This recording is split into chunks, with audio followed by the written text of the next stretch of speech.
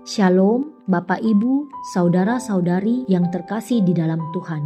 Kita akan kembali melanjutkan renungan firman Tuhan dalam topik dimerdekakan untuk melayani. Bagian firman Tuhan yang akan membantu kita memahami lebih jauh tentang kemerdekaan sejati yang menopang pelayanan kita sebagai orang percaya terambil dari 2 Korintus 5 ayat 15 terjemahan baru kedua yang berbunyi demikian.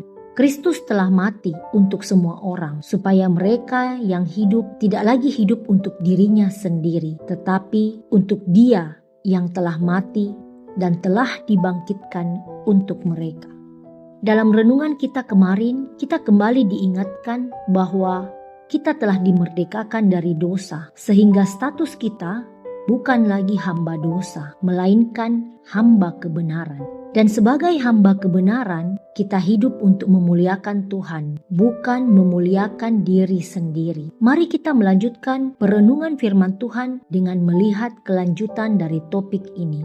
Menjadi pribadi yang egois atau dalam bahasa Paulus hidup untuk diri sendiri dalam pelayanan adalah sebuah tantangan yang akan terus dihadapi oleh orang percaya, baik yang hidup dalam zaman Paulus maupun untuk kita yang hidup dalam zaman sekarang. Beberapa tanda yang dapat kita jumpai dalam Alkitab yang menyeratkan keegoisan manusia di antaranya adalah yang pertama, mementingkan diri sendiri dan tidak memperhatikan kepentingan orang lain, cenderung sombong, angkuh, dan merasa bahwa diri sendiri lebih baik daripada orang lain. Berikutnya adalah tidak mau mengasihi orang lain dan hanya memikirkan kepentingan diri sendiri, mencari keuntungan diri sendiri dan tidak memperhatikan kepentingan orang lain. Sulit untuk meminta maaf dan memperbaiki hubungan dengan orang lain. Kemudian ada pula yang memiliki kecenderungan untuk hidup dalam persaingan dan iri hati terhadap orang lain, dan tidak dapat hidup dalam kasih dan kerendahan hati, tidak dapat mengendalikan diri sendiri dan hidup dalam keinginan daging dan kesenangan dunia. Dan yang terakhir, menggunakan orang lain untuk keuntungan diri sendiri. Mungkin sebagian dari kita masih bergumul dengan hal ini, tetapi kabar baiknya adalah Kristus telah mati untuk kita dan membebaskan kita semua dari keegoisan kita. Namun, yang menjadi pertanyaan adalah apakah dalam pembebasan yang dikerjakan oleh Kristus kita memiliki aksi untuk semakin serupa dengan Kristus, ataukah ketika kita sudah dibebaskan dari belenggu dosa, kita tidak memiliki aksi apapun untuk menghidupi kebenaran itu? Dalam 2 Korintus 5 ayat 15, Paulus memberikan sebuah kebenaran tentang kematian Kristus, yaitu bahwa Kristus mati untuk semua orang memiliki tujuan agar mereka yang hidup tidak lagi hidup untuk diri sendiri, tetapi untuk Dia yang telah mati dan bangkit bagi mereka. Dengan demikian, kasih Kristus seharusnya mendorong orang percaya untuk hidup mengabdi kepadanya dan kebenarannya, dan bukan lagi mementingkan diri sendiri.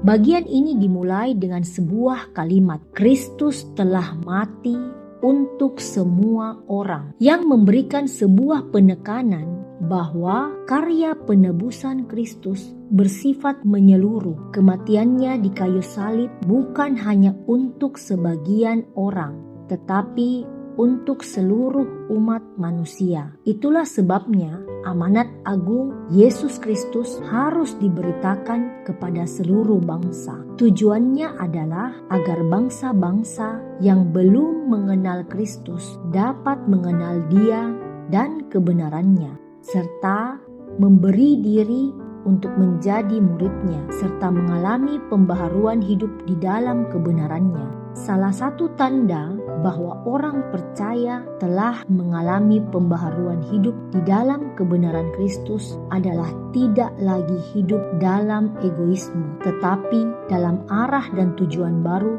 yang berpusat pada Kristus. Dan Paulus mengakhiri dengan kembali menyatakan bahwa hidup yang baru ini adalah hidup yang didedikasikan untuk Kristus dan memberikan sebuah penekanan bahwa hidup yang berpusat pada Kristus adalah hidup yang menghormati, mengasihi, dan melayani Dia yang telah mati dan bangkit demi keselamatan mereka. Dengan demikian, hidup dan pelayanan kita dapat memuliakan nama Tuhan dan menjadi berkat bagi sesama.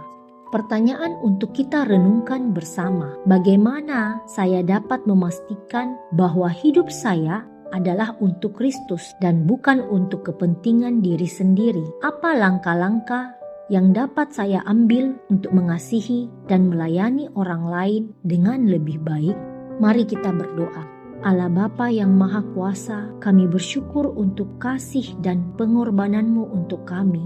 Tolonglah kami untuk hidup tidak lagi untuk diri kami sendiri, tetapi untuk-Mu yang telah memberikan Putra Tunggal-Mu untuk mati dan bangkit bagi kami. Berilah kami kekuatan untuk mengasihi dan melayani orang lain dengan pengorbanan dan kasih yang sama seperti yang Engkau tunjukkan kepada kami. Berilah kami hikmat dan keberanian untuk hidup dalam kebenaran dan kehendak-Mu. Amin. Demikianlah renungan kita bersama pada hari ini. Kiranya kita boleh terus bertumbuh setiap hari di dalam Tuhan. Amin.